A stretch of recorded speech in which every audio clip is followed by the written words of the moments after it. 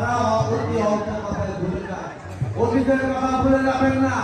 তারা বলে ভাই আওয়ামী লীগ দেখেছেন, বিএনপি দেখেছেন, এইবার আপনারা আমাদের দেখেন।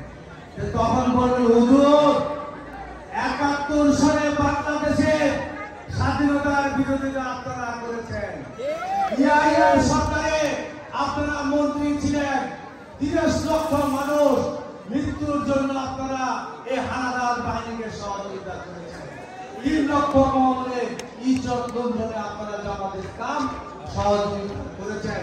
সুতরাং আপনাদের আপনারা নতুন করে চিনার কোনো দরকার নাই।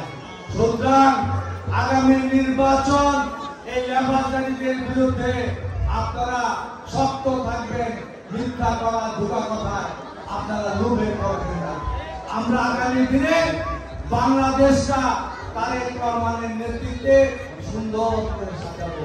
এই যে ৩১ দফা আপনারা দেখেছেন, শেখ হাসিনার পতনেরও ২ বছর আগে তারেক রহমান এই ৩১ দফা সংবিধান সংস্কারের কর্মসূচি দিয়েছে। এটা যদি পড়ে থাকেন আপনি বুঝবেন তারেক রহমান কি চায় বাংলাদেশে।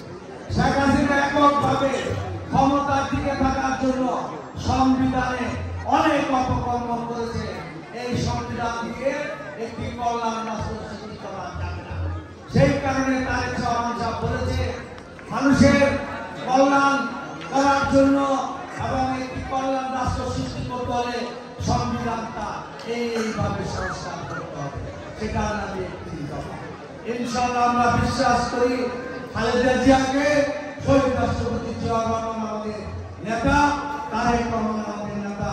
তারেক রহমানও সময়ের পরীক্ষায় উত্তীর্ণ দরকার, কালের বিবর্তনের একজন পরীক্ষিত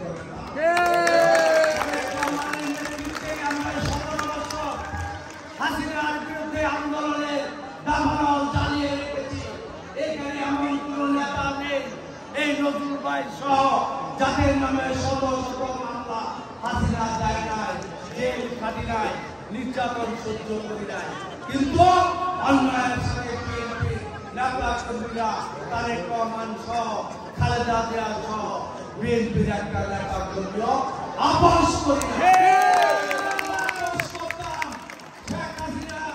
বাংলাদেশটা ভারতের একটা অঙ্গরাজ্য বানিয়ে চলে যেত।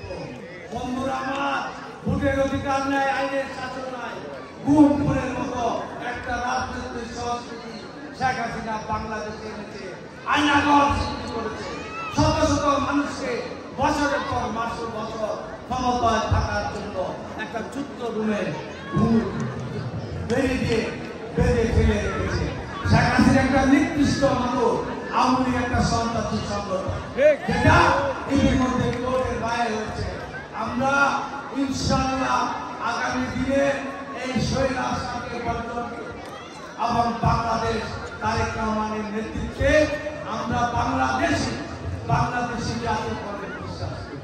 বাংলাদেশি জাতীয়তাবাদ এখানে ধর্ম, বর্ণ, বুদ্ধ নির্বিশেষে বাঙালি অবাঙালি সকলে মিলে ঐক্যবদ্ধভাবে যেমনিভাবে শেখ হাসিনাকে আমরা বিদায় করেছি একটা গণঅভ্যুত্থানে, আগামী দিনে সকলের তারেক রহমানের নেতৃত্বে ঐক্যবদ্ধ থাকে সুন্দর একটি কল্যাণ রাষ্ট্র, উন্নত একটি বাংলাদেশ এবং বৈষম্যের একটি বাংলাদেশ, ভোটের অধিকার থাকবে, আইনের শাসন থাকবে, এমন একটি দেশ ইনশাআল্লাহ আমরা